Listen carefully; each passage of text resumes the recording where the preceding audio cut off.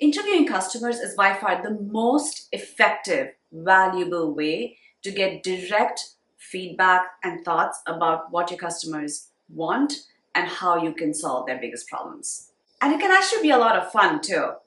But requesting time from someone is often hard, and when someone gives you 10 minutes or 30 minutes or 45 minutes of their time, it's important to walk in with a plan so you can maximize those minutes that you have with the customer and get exactly the information you need to go build your own product.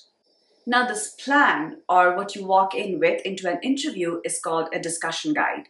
And I'll talk to you today about specifically what goes into a discussion guide and how you conduct your interview. Now, the first thing is get to know the person you are interviewing. It's important to understand their experience and their background so you can formulate the questions in a way that is relevant to them.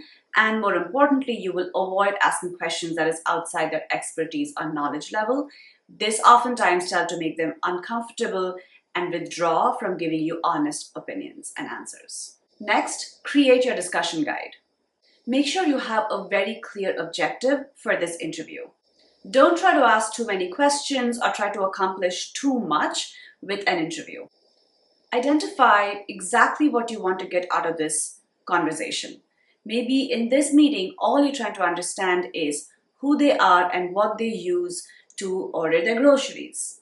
Now, thirdly, ask questions that are open-ended. Really try to avoid letting your opinions get in the way of the conversation.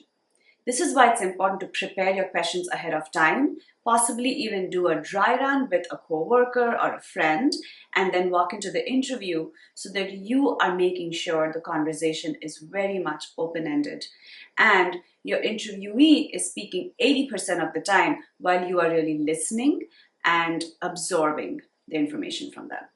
So please make sure that you are trying not to interrupt them as they're having their expression.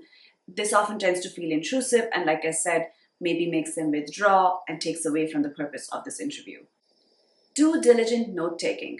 Now, if you are lucky, you have another friend with you who is taking the interview with you. Now, it's important to break it up.